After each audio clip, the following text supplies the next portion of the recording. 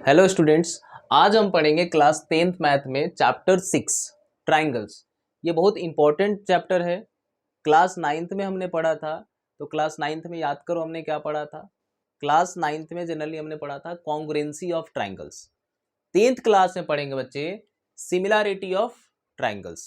ठीक है, तो देखो 9th क्लास में हम जो कॉन्ग्रुएंसी का सिंबल पढ़ते थे वो ऐसा कुछ होता था। ये था कॉन्ग्रुएंसी का सिंबल। ये क्या बताता है?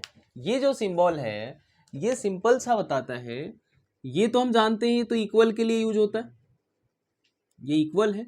और ये जो ऊपर वाला ये जो है ये है सिमिलर के लिए। ये क्या है? सिमिलर का है। ठीक है, ये सिमिलर का है। तो हम जो पढ़ने वाले हैं अभी 10th क्लास में ओनली ये पढ़ने वाले हैं। ठीक है ना। इसका मीनिंग क्या है कि दो फिगर अगर सिमिलर है तो उसके लिए हम ये यूज करते हैं। 9th क्लास में इसका मतलब क्या था कि सिमिलर भी है और इक्वल भी है। ठीक है, सिमिलर क्या बताता है? शेप बताता है। सिंपल सी बात है कि मान लो जैसे हमारी कोई भी, जैसे ये मान लो हमारा ये 10th का एनसीईआरटी का बुक है, तो ये हमारे सभी क्लास में सभी बच्चों का बुक एक जैसा है। तो ये क्या हो गया कि शेप भी एक जैसा है और साइज भी एक जैसा है। तो ये दोनों, ये हमारे बुक्स कैसे हैं? कॉन्ग्रुएंट है। ये हमारे बुक कैसे हैं? कॉन्ग्रुएंट है। बट हमें जो अभी इस क्लास में पढ़ना है ये कुछ ऐसा है, जैसे मैं बोलूं कि ये एक सर्कल है, एक बड़ा सा, और एक ये छोटा सा सर्कल है। दोनों का शेप एक ही है, दोनों का सर्कल का शेप देखो एक जैसा शेप है, बट साइज में वेरिएशन है। ठीक है, तो इसका मीनिंग क्या होता है कि अगर ओनली शेप भी एक जैसा है तो हम इसको क्या बोल देंगे कि ये दोनों सिमिलर है। बट इसके लिए क्या होना चाहिए? शेप भी और साइज भी इक्वल होना चाहिए और शेप भी एक जैसा होना चाहिए, तभी हम बोलते हैं कि कॉन्ग्रुएंट है। बट इसमें क्या कि अगर दोनों का शेप एक जैसा है तो हम क्या बोलेंगे कि वो सिमिलर है। समझ गए? तो देखो कॉन्ग्रुएंट में तो हमारा दोनों आ रहा है, सिमिलर भी है और इक्वल भी है, बट इसमें ओनली सिमिलर आएगा। ठीक है, तो ये हमें पढ़ना है। देखो हमने 9th में भी जनरली हमने जो कॉन्ग्रुएंसी की बात पढ़ी थी वो ट्रायंगल के लिए ही पढ़ी थी। सेम हम 10th क्लास में जो सिमिलैरिटी की बात पढ़ेंगे वो भी हम किसके लिए पढ़ेंगे? ट्रायंगल के लिए ही पढ़ेंगे। ठीक है, तो ऐसे बहुत सारे एग्जाम्पल है। फॉर एग्जाम्पल मान लो कि जैसे बड़ी से बड़ी गाड़ियां होती है। ठीक है, कोई भी बड़ी से बड़ी गाड़ियां हैं, उसकी मॉडल, वो छोटी सी जो टॉय कार होती है, पूरा एक जैसा ही दिखता है, एक ही जैसा रहता है। दोनों का शेप एक जैसा होता है, मतलब वो क्या होते हैं? दोनों सिमिलर होते हैं। साइज छोटा बड़ा है बट शेप दोनों का सेम है, तो वो दोनों गाड़ियां कैसी होती है? सिमिलर होती है। ठीक है, तो ऐसा कोई भी फिगर आप देखते हो कि बड़ा से बड़ा फिगर होता है, बड़ा से बड़ा, बट उसका मॉडल जो होता है सेम उसके जैसा ही दिखता है, उसका साइज डिफरेंट होता है, छोटा होता है। तो वो दोनों फिगर क्या होता है? क्या है? सिमिलर है। ठीक है, तो हम ट्रायंगल की बात करें, ट्रायंगल में हम सिमिलरिटी पढ़ेंगे। तो सबसे पहले हम देख लेते हैं इसका कि अगर हमारा दो ट्रायंगल सिमिलर हो गया, कोई भी दो ट्रायंगल है, जैसे मान लो ये हमारा एक ट्रायंगल है ABC, ठीक है, और एक दूसरा ट्रायंगल है PQR। मैं यहाँ पे बोल देता हूँ बेटे कि ये जो दोनों ट्रायंगल है वो इक्विलेटरल ट्रायंगल है। आगे हम पढ़ेंगे इसमें। तो ये इक्विलेटरल ट्रायंगल है। इक्विलेटरल ट्रायंगल आपस में सिमिलर होता है। कोई भी दो इक्विलेटरल ट्रायंगल बनाओगे वो एक ही जैसा दिखेगा, मतलब दोनों का जो शेप होगा वो इक्वल होगा। ठीक है, तो चलो अगर मान लिया कि हमने ये दोनों जो ट्रायंगल बनाया है, ये दोनों triangle, if triangle ABC similar to triangle PQR। ठीक है, तो एक बात याद करो बच्चे कि हमने 9th क्लास में जो पढ़ा था कि दो ट्रायंगल हमारा कॉन्ग्रुएंट है, तो हम उसमें एक बात बोलते थे, CPCT, corresponding part of congruent triangles are equal. यहां पे अगर दो ट्रायंगल हमारा सिमिलर हो जाएगा तो हम क्या बोलेंगे? CPST बोलेंगे, corresponding part of similar triangle. ठीक है, तो उसमें कॉरेस्पॉन्डिंग पार्ट इक्वल होता था। इसमें देखो क्या होता है कि अगर हमारा ये दोनों ट्रायंगल क्या हो गया? सिमिलर हो गया। ठीक है, तो कॉरेस्पॉन्डिंग एंगल्स इक्वल होंगे। फॉर एग्जाम्पल A इक्वल होगा P के, एंगल A इक्वल हो जाएगा एंगल P के, एंगल B इक्वल हो जाएगा Q के, एंड एंगल C इक्वल हो जाएगा एंगल R के। तो CPST में एक पार्ट तो ये होगा जो कॉरेस्पॉन्डिंग उसके एंगल्स इक्वल होंगे। दूसरी बात बच्चे, अगर अपन साइड की बात करें तो साइड प्रोपोर्शनल होता है। फॉर एग्जांपल कि AB और PQ का जितना रेशियो होगा उतना ही रेशियो बेटे BC और QR का होगा। और थर्ड साइड हमारा क्या बचा, AC और PR, AC और PR। तो ये दो बात हम कह सकते हैं। अगर कोई भी दो ट्रायंगल आपस में सिमिलर हो गया तो हम ये बात बोल सकते हैं कि उसके कॉरेस्पॉन्डिंग एंगल्स इक्वल होंगे और कॉरेस्पॉन्डिंग साइड का रेशियो सेम होगा, मींस की कॉरेस्पॉन्डिंग साइड्स प्रोपोर्शनल होगा। बात समझ गए?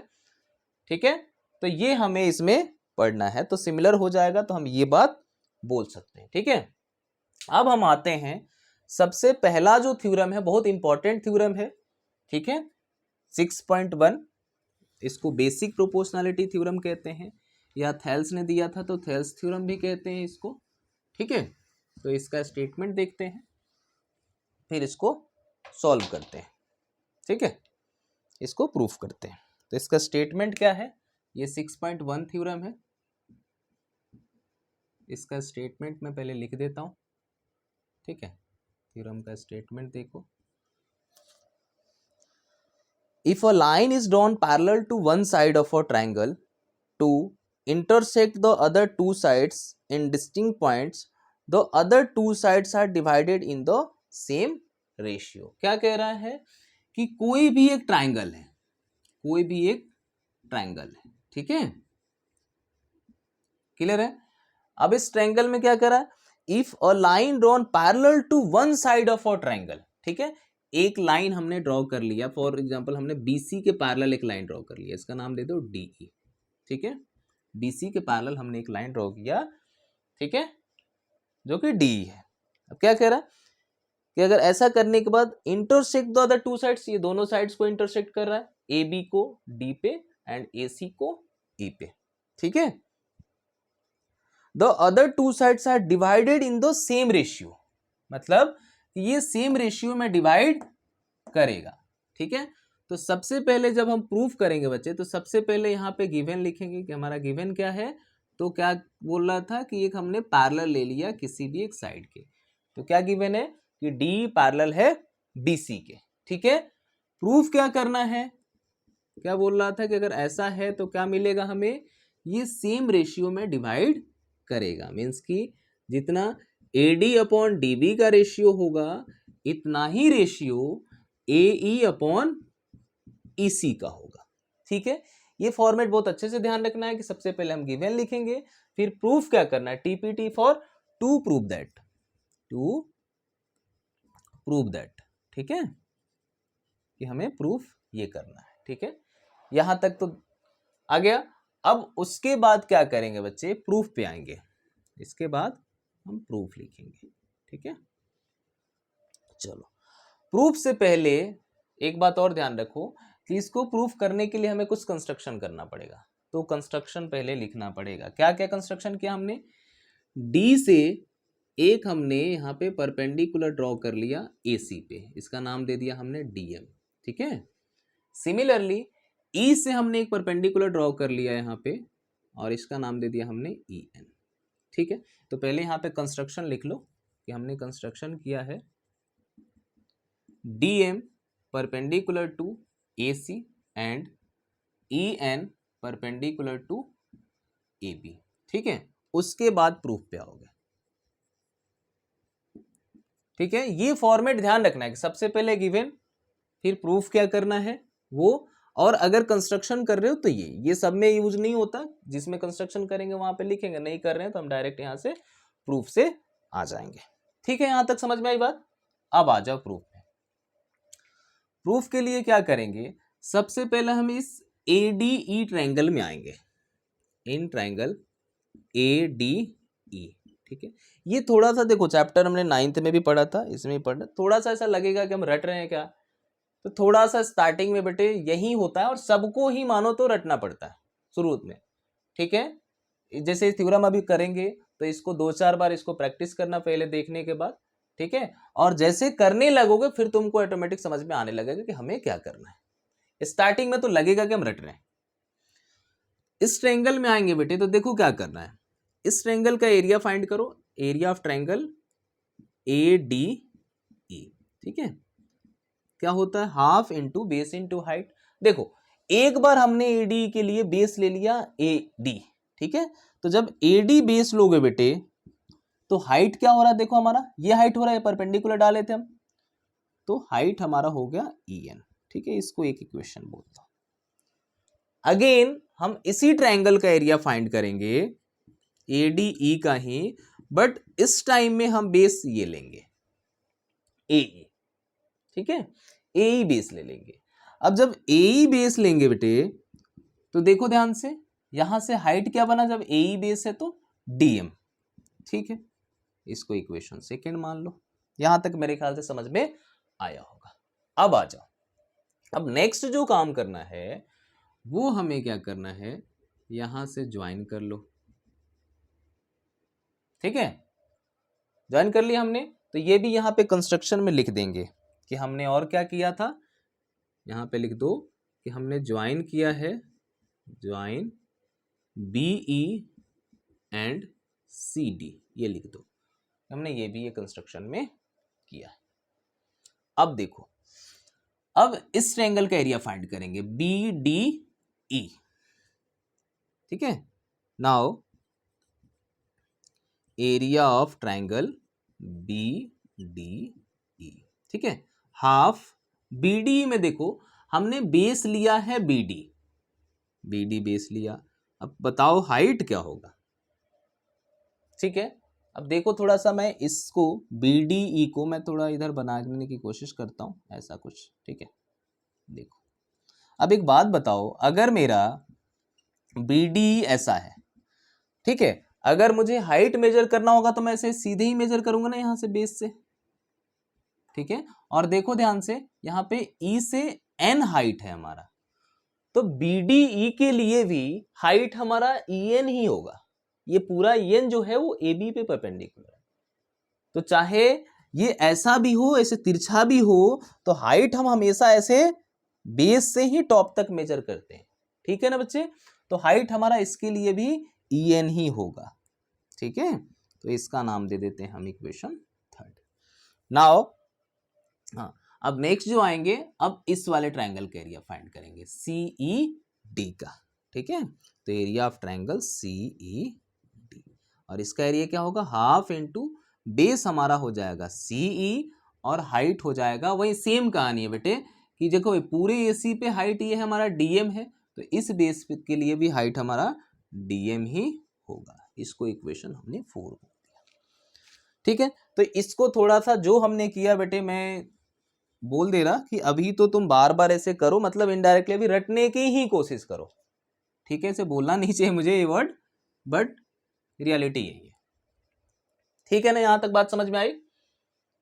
ठीक है, जैसे अभी कर लेंगे तो 2-3 बार इसको खुद से करना, देख के ही करना, जहां दिक्कत हो रही है वहां देख लेना, फिर करोगे फिर आ जाएगा, और धीरे धीरे इसका कॉन्सेप्ट भी समझ में आ जाएगा। अब देखो, अब प्रूफ पे आओ, जो हमें प्रूफ करना है ये देखो ध्यान से। हमें जो प्रूफ करना है बच्चे, AD अपॉन DB। अब देखो ध्यान से, AD इसमें है फर्स्ट में, और DB, ये DB लिख लो, BD DB एक ही बात है। ठीक है, DB इसमें फर्स्ट में AD है और थर्ड में DB है, तो हम क्या करेंगे, equation first divided by equation third. अगर हम इन दोनों को डिवाइड कर दें, देखो ध्यान से, तो यहां मिला area of triangle ADE divided by, left में क्या मिला ADE, और यहां पे मिला BDE, और इधर देखो half AD into EN divided by half DB into EN। तो देखो हाफ हाफ कैंसिल हो गया, EN कैंसिल हो गया, मतलब ये किसके इक्वल मिला हमें, AD अपॉन DB के। इसका नाम दे दो, हमने अभी तक 4th इक्वेशन बनाया था, ये हमारा 5th इक्वेशन बन गया। मेरे ख्याल से बात समझ में आई। अब नेक्स्ट देखो, नेक्स्ट हमारा यही दोनों इक्वेशन बचा है, सेकंड और फोर्थ, तो इन दोनों को डिवाइड कर दो। और ऐसे भी दिख रहा है कि नेक्स्ट हमें चाहिए होता है ए अपॉन ई सी, और इसमें मिल रहा है देखो ए और यहाँ पे ई सी, देखो सी और ई सी बात एक ही है, तो ये हमें मिल रहा है। ठीक है, तो अब नेक्स्ट हम क्या करेंगे, equation second divided by equation 4, और इसको डिवाइड करेंगे तो we get area of triangle ADE। ठीक है, देखो ये ADE है divided by area of triangle CED, ये मिला। और ये है हाफ, AD में half AE into DM, AE into DM, और इसमें है हाफ EC इंटू DM, तो ये हो गया हमारा EC इंटू DM। मेरे ख्याल से यहां तक बात समझ में आई। ठीक है, अब देखो ये हाफ हाफ कैंसिल हो गया, DM DM कैंसिल हो गया, क्या मिला बच्चे, AE अपॉन EC। ठीक है, अब देखो ध्यान से, हमें इन्हीं दोनों को इक्वल कराना है, दोनों इक्वल हो जाए। अब देखो जब इक्वल कराने पे आ रहे हैं तो देखना बेटे ध्यान से, इसका LHS में ये तो न्यूमरेटर तो इक्वल है, बस हमारा डिनोमिनेटर अगर इक्वल हो जाए तो बात बन जाए। LHS अगर पूरा इक्वल हो जाए तो RHS इक्वल हो जाएगा, और इसमें LHS में न्यूमरेटर इक्वल है। अब डिनोमिनेटर के लिए ध्यान से देखना, डिनोमिनेटर में है BD और CED, BDE और CED। इन दोनों ट्रायंगल को देखो, दोनों ट्रायंगल का बच्चे बेस जो है वो D है, और बेस और इन दोनों ट्रायंगल का देखो टॉप, ये दोनों पैरेलल है। तो हमने एक बात पढ़ी है, यहां पे हम लिख सकते हैं कि दोनों का एरिया जो होगा वो इक्वल होगा। क्यों? Because both are on same base and between same parallel, same parallel. हमने पढ़ा था 9th क्लास में कि कोई भी दो ट्रायंगल अगर दोनों का बेस सेम है या इक्वल है और दोनों का पैरेलल, दोनों सेम पैरेलल पे है, तो दोनों का एरिया इक्वल होता है, हमने 9th में पढ़ा है। तो इस वाले थ्योरम से हमारा क्या हो गया, ये देखो डिनोमिनेटर्स भी इक्वल हो गया, इसको इक्वेशन बोल दो 7th। ठीक है, अब सिंपल सा दिख गया हमें 5th, 6th और 7th इक्वेशन से, तो यहाँ लिख देंगे from equation 5th, 6th and 7th हमारा जो प्रूव करना था वो प्रूफ हो गया। क्या प्रूफ हो गया? AD upon DB is equal to AE upon EC। तो इन इक्वेशन से मिल गया हमें AD upon DB is equal to AE upon EC, hence. ठीक है, ये बात समझ पाए? तो बहुत इंपॉर्टेंट थ्योरम है BPT। इसका नाम क्या है? BPT बेसिक प्रोपोर्शनैलिटी थ्योरम, या थेल्स ने दिया था तो थेल्स थ्योरम भी इसको कहते हैं, इससे भी जानते हैं। ठीक है, चलो मेरे ख्याल से समझ में आया होगा। अब इसका एक कन्वर्स थ्योरम है, देखते हैं। ठीक है, इसको एक बार नोट डाउन कर लो। ठीक है, चलो नेक्स्ट देखते हैं।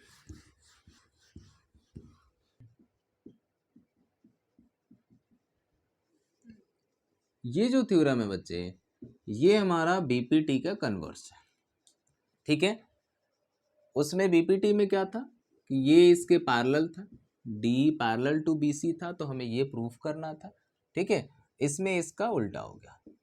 ठीक है, इसमें क्या है कि ये दिया है, ये रेशियो गिवन है, तो हमें प्रूफ करना है कि ये पैरेलल होगा, तो ये उसका कन्वर्स थ्योरम है। ठीक है, तो इसमें एक छोटा सा हमें इसमें भी कंस्ट्रक्शन करना होगा। ठीक है, अब देखो हमने जो पिछला थ्योरम पढ़ा उसमें जब ये पैरेलल था तभी हम ये लिख पाते थे, ऐसा बता पाते थे, यही प्रूफ हुआ था ना कि पैरेलल है तो ये ऐसा होगा। तो हम क्या करेंगे कंस्ट्रक्शन में, जब ये गिवन हमें ये प्रूफ करना है तो हम क्या करेंगे, सिंपल सा एक पैरेलल ड्रॉ कर लेंगे कि चलो D पैरेलल नहीं है तो हमने एक दूसरा लाइन ले लिया जो कि BC के पैरेलल है। क्या लिया हमने? DE dash parallel to BC, ये हमने कंस्ट्रक्ट कर लिया। ठीक है, अब आते हैं प्रूफ में। बहुत आसान सा, ये छोटा है, प्रूफ में आते हैं। ठीक है, तो प्रूफ में आ जाओ। तो देखो DE dash parallel to BC, ये हमने कंस्ट्रक्शन से लिया, तो बाय कंस्ट्रक्शन लिख लो। जब ये पैरेलल लिया तो अब हम क्या बोल सकते हैं, AD upon DB is equal to AE dash upon E dash C, AE dash upon E dash C। मेरे ख्याल से बात समझ पाए। हमने अभी पिछला ही थ्योरम पढ़ा कि अगर ये पैरेलल होता है तो ये प्रोपोर्शनल भी होता है, ठीक है।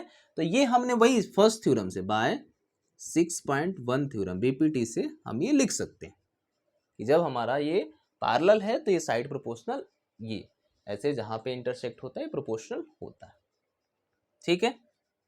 कोई दिक्कत है यहां तक? चलो अब एक बात देखो, हमने AD अपॉन DB के इक्वल हमारा क्या है, AE अपॉन EC। तो हम क्या करेंगे, इसका नाम चाहो तो दे सकते हो, इसको यूज कर सकते हो, ये हो गया। और एक इक्वेशन हमारा सेकंड हो गया, AD अपॉन DB के इक्वल AE अपॉन EC है, तो हम ये लिख देंगे AD अपॉन DB के प्लेस पे लिख देंगे AE अपॉन EC, ये AE dash upon E dash C, ठीक है।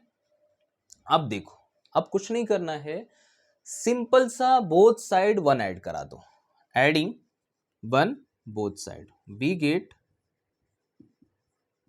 1 ऐड करा दो बोथ साइड, तो हमें देखो क्या मिल रहा है, यहां लिख देना adding 1 both side, adding 1 both side, ठीक है। ये हमने कर लिया। अब देखो 1 जब हमने ऐड कराया बच्चे, तो देखो क्या मिल रहा है, AE plus EC, AE plus EC upon EC is equal to, इधर देखो AE dash plus E dash C, AE dash plus E dash C upon E dash C। मेरे ख्याल से यहां तक बात समझ में आई, ठीक है। अब देखो AE प्लस EC क्या होगा बच्चे, AE प्लस EC क्या बन जाएगा, हमारा AC बन जाएगा, तो ये हो गया AC upon EC। Similarly AE dash plus E dash C, ये भी हमारा क्या बन रहा है, AC ही बन रहा है, तो ये हो गया हमारा AC upon E dash C, ठीक है। कोई दिक्कत है, AC ये कैंसिल हो गया बच्चे, मतलब क्या मिला हमें, EC is equal to E dash C। इससे क्या प्रूफ हो रहा, EC और E डैश C अगर दोनों इक्वल है तो मतलब ये दो अलग अलग पॉइंट्स नहीं है हमारे, E और E dash C, E dash दोनों एक ही पॉइंट है, अलग अलग नहीं है। देखो ना, EC और E डैश C दोनों इक्वल हो रहा है, तो मतलब इससे यही प्रूफ हो रहा है कि E and E dash are same points, ये डिफरेंट पॉइंट्स नहीं है।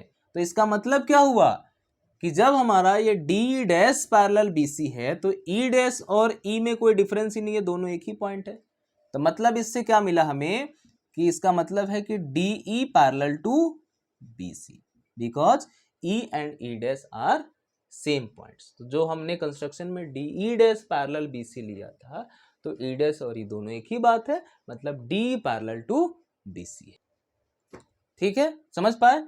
चाहो तो यहां लिखना कि यहां पे क्या मिला है, DE dash and DE coincide होगा, मतलब एक ही लाइन है, ये अलग अलग लाइन नहीं है क्योंकि दोनों सेम पॉइंट है। समझ गए ना? तो ये हमारा प्रूफ हो गया। बात समझ पाए? ये बहुत आसान सा था, ये दोनों थ्योरम का प्रूफ। दोनों थ्योरम बहुत ही इंपॉर्टेंट है बेटे, जनरली एक ना एक, खास करके पहला वाला थ्योरम एग्जाम में बहुत बार आया है, आते रहता है, ठीक है। और इस पर क्वेश्चन बहुत सारे इस कॉन्सेप्ट से, जो हमने यहाँ पे ये कॉन्सेप्ट यूज किया है ना बच्चे 1 ऐड कराने का, तो ये भी कॉन्सेप्ट बहुत इंपॉर्टेंट है, ठीक है। ये बहुत बार ये यूज होता है। अब चलो एक बात समझो, इसी कॉन्सेप्ट से हम एक बीपीटी में एक और काम करके देखते हैं। देख लो यहीं पे, ये पहले एक बार लिख लो इसको, ठीक है। अब देखो एक देखते हैं अपन, हमने एक बात प्रूफ किया था बेटे, AD upon DB is equal to AE upon EC, ठीक है। अब देखो हम एक और कॉन्सेप्ट प्रूफ करते हैं यहां से। अगर मैं बोथ साइड रेसिप्रोकल कर दूं तो कोई फर्क नहीं पड़ता कभी भी, कोई भी अगर रेशियो है, इक्वल है, जो कुछ भी है इक्वेशन है, अगर बोथ साइड रेसिप्रोकल कर दो, इक्वेशन में, इनक्वालिटी में नहीं, इनक्वालिटी पढ़ेंगे हम नेक्स्ट क्लास में, तो इक्वेशन में अगर बोथ साइड रेसिप्रोकल करते हैं तो कोई फर्क नहीं पड़ता। तो हमने रेसिप्रोकल कर दिया, उसके बाद 1 ऐड करा देते हैं दोनों साइड, 1 ऐड करा दिया, ठीक है, अब देखो ध्यान से, यहाँ बना DB plus AD upon AD, और यहाँ मिला बच्चे EC plus AC upon AC। ठीक है, अब देखो DB प्लस AD क्या बन गया, DB प्लस AD हमारा बच्चे पूरा AB बन गया, और ये AD है, equal two similarly EC plus AC, ये हमारा AC बन गया, ये अपॉन में AE था बच्चे, AE था। ठीक है, ये AE था, तो ये AC अपॉन AE बना। क्लियर है? अब देखो एक ये रिलेशन मिला, या इसी रिलेशन को अगर हम दोनों को फिर से रेसिप्रोकल कर दें तो we get AD upon AB is equal to AE upon AC। ठीक है, तो ये हमें रिजल्ट मिला। जनरली RD शर्मा वगैरह में ये भी एक थ्योरम करके देते हैं। मतलब क्या कि जो हमने पिछले में पढ़ा था, तो इसके लिए था, जो हमने पिछले में एक रिलेशन पढ़ा था ना, कि अगर ये पैरेलल है तो ये हमने रिलेशन पढ़ा था कि AD upon DB is equal to AE upon EC होता है। ठीक है, तो ये भी हम बोल सकते हैं AD अपॉन ये पूरा AB is equal to AE upon AC भी बोल सकते हैं, ऐसा भी होता है। तो हमें बार बार ऐसे पूरे सॉल्व करने की नीड नहीं है, हम ये डायरेक्ट बोल सकते हैं। अगर ये गिवन हो तो ये भी बोल सकते हैं और ये भी बोल सकते हैं। और अगर मान लो कहीं प्रूफ करना है तो हम यहाँ पे समझे ये काम करना होगा, बोथ साइड रेसिप्रोकल करवा दो, वन ऐड करा दो, फिर लास्ट में फिर से रेसिप्रोकल करवा दो। तो ये जो हमने कॉन्सेप्ट समझा, ये क्वेश्चन में भी बहुत हेल्पफुल होगा, और ये रिजल्ट क्वेश्चन सॉल्व करने में भी ये रिजल्ट हेल्पफुल होगा एज अ थ्योरम, और ये कॉन्सेप्ट भी हेल्पफुल होगा। तो ये बहुत इंपॉर्टेंट थ्योरम था बेटे, वो इंपॉर्टेंट कॉन्सेप्ट था, मैं बार बार बोल रहा हूँ, ये और ये। ठीक है, तो इस वीडियो में हम इतना ही रखते हैं, फिर नेक्स्ट वीडियो में हम एक्सरसाइज देखेंगे 6.2, जो हमारा स्टार्टिंग का एक्सरसाइज है, उसमें जो इन दोनों थ्योरम पे बेस्ड क्वेश्चंस है वो हम देखेंगे। ठीक है, तब तक के लिए बाय, टेक केयर।